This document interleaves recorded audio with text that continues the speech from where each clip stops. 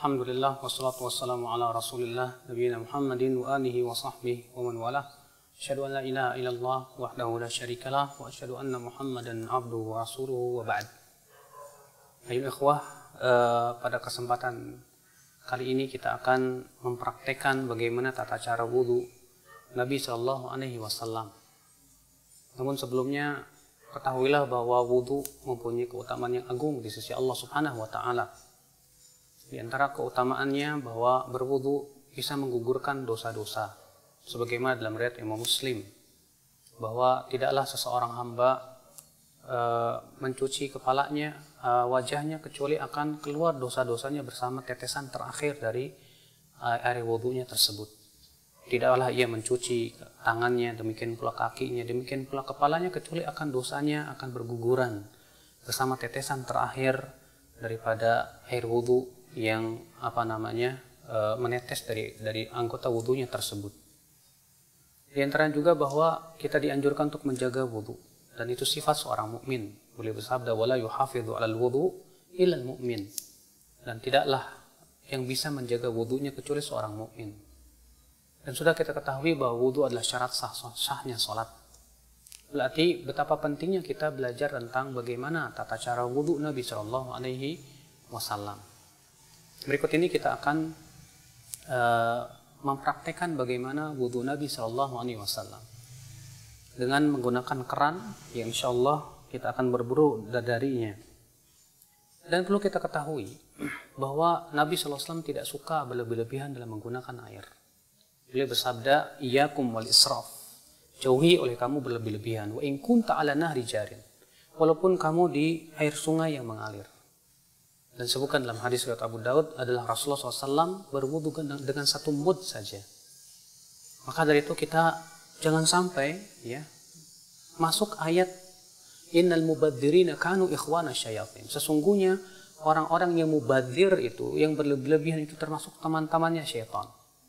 Kadang kita lihat ada orang yang berwudu, ternyata dibuka kerannya besar-besar, sehingga akhirnya dia menggunakan air secara berlebihan. Dan itu sendiri termasuk dosa. Karena itu termasuk mubadzir, sikap mubadzir itu tidak disukai oleh Allah Subhanahu wa taala. Yang pertama kita akan lakukan yaitu membaca bismillah. Karena membaca bismillah adalah merupakan perkara yang dilakukan oleh Nabi sallallahu alaihi wasallam. Namun para ulama memang berbeda pendapat. Apakah bismillah itu rukun ataukah ia hanya sunnah saja? Ya, Rasulullah bersabda, la salata liman la wudu'a lahu wala wudu'a liman lam yadhkur ismallahi alaih. Tidak sah salat bagi mereka yang tidak ada wudu, dan tidak sah wudu bagi mereka yang tidak menyebut nama Allah. Kita ucapkan bismillah.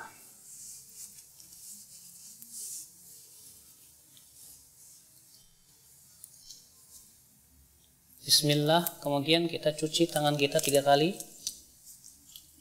Karena Nabi Shallallahu Alaihi Wasallam mencuci tangannya 3 kali, sebagaimana dalam hadis Utsman, hadis Abdullah bin Zaid. Kemudian setelah itu kita berkumur-kumur 3 kali.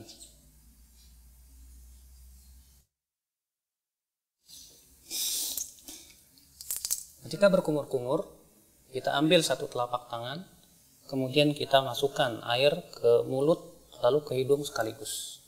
Lalu kita keluarkan dengan tangan kiri kita.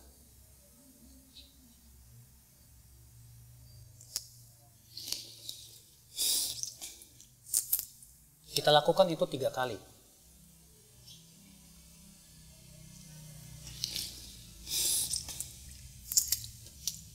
Setelah itu kita akan mencuci wajah.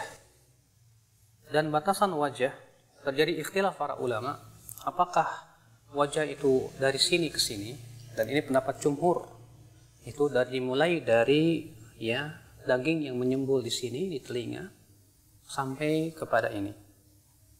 Sebagian ulama mengatakan bahwa wajah itu masuk padanya bagian kuping, bagian depan. Dan ini diriwayatkan dari Ali bin Abi Thalib. Adalah Ali bin Abi Thalib ketika mencuci wajah, beliau mencuci bagian depan telinganya. Ya.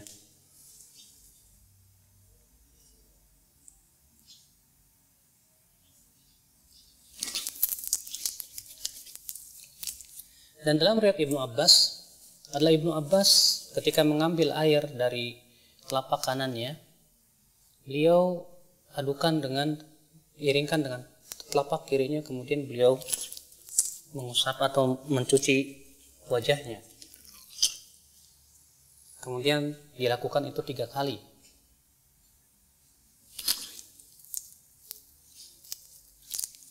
Dan dalam riwayat Ali bin Abi Thalib, Ali bin Abi Thalib setelah berwudu, yaitu mencuci wajah, beliau mengambil segenggam air, lalu kemudian diguyurkannya di ubun-ubunnya dan dibiarkan ia mengalir ke bawah. Dan ini termasuk sunnah Nabi SAW yang banyak ditinggalkan oleh manusia. Kemudian setelah itu kita mencuci tangan sampai siku-siku juga. Kita ambil dengan tangan kanan, lalu kemudian kita cuci sampai siku-siku. Dan jangan lupa untuk menyela-nyelai tangan, karena Nabi SAW memerintahkan untuk menyela-nyelai jari jemari tangan dan jari jemari kaki. Dan kita lakukan ini juga 3 kali.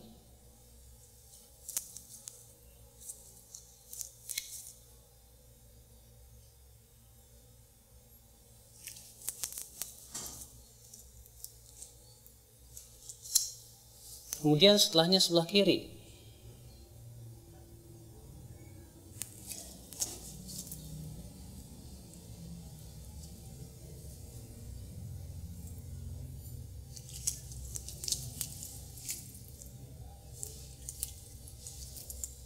Setelah kita mencuci tangan, maka kita ambil air segenggam, kemudian kita mengusap kepala kita. Dan tata cara mengusap kepala ada 2 macam. Yang pertama yaitu mengusap dari arah depan, kemudian kita seret sampai ke tengkuk, kemudian kita kembalikan lagi ke depan. Begini. Kemudian kita kembalikan lagi ke depan.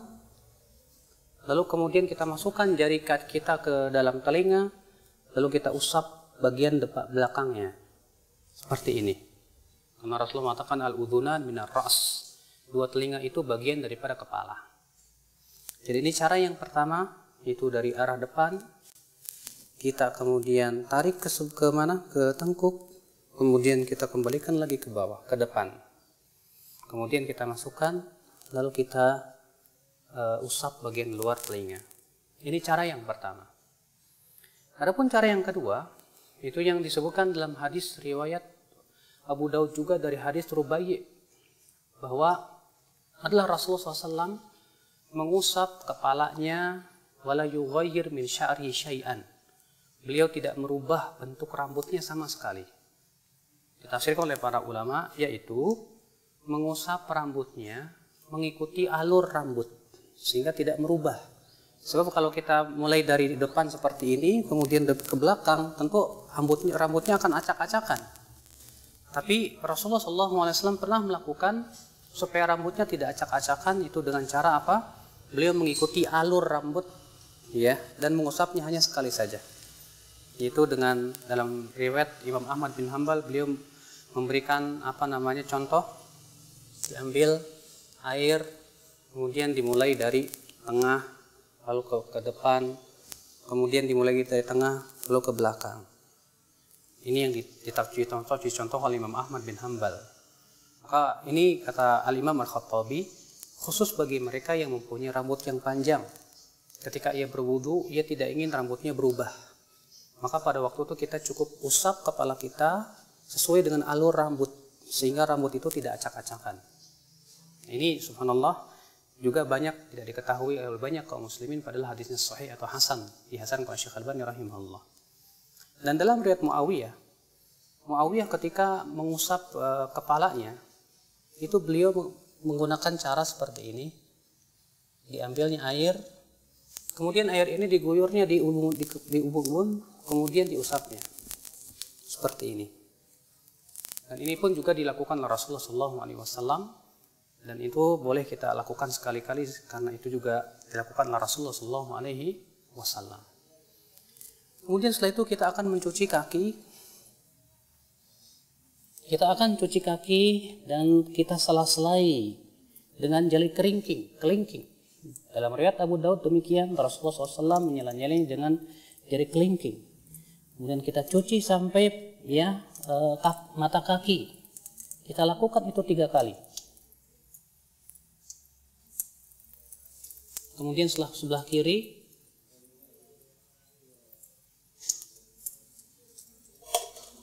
kita lakukan itu 3 kali.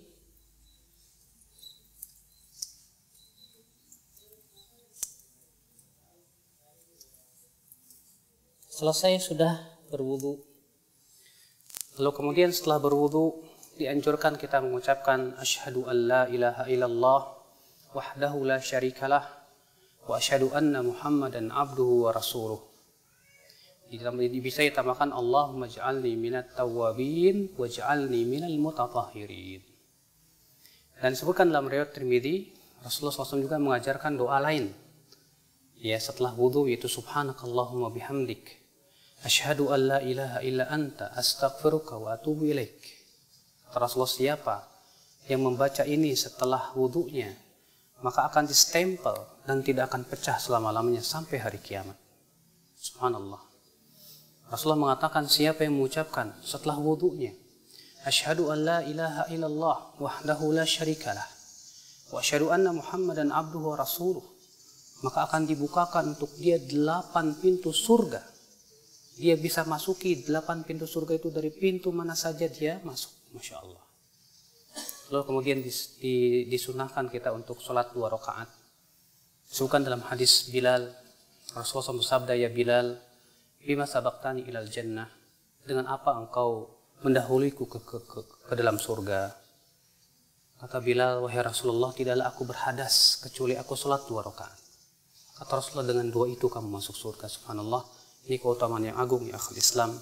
Semoga ini memberikan faidah untuk kita semua tentang bagaimana tata cara wudu Nabi SAW. Ini saja. Subhanakallah bihamdik. Asyhadu an la ilaha illa anta astaghfiruka wa atubu ilaik. Wassalamualaikum warahmatullahi wabarakatuh.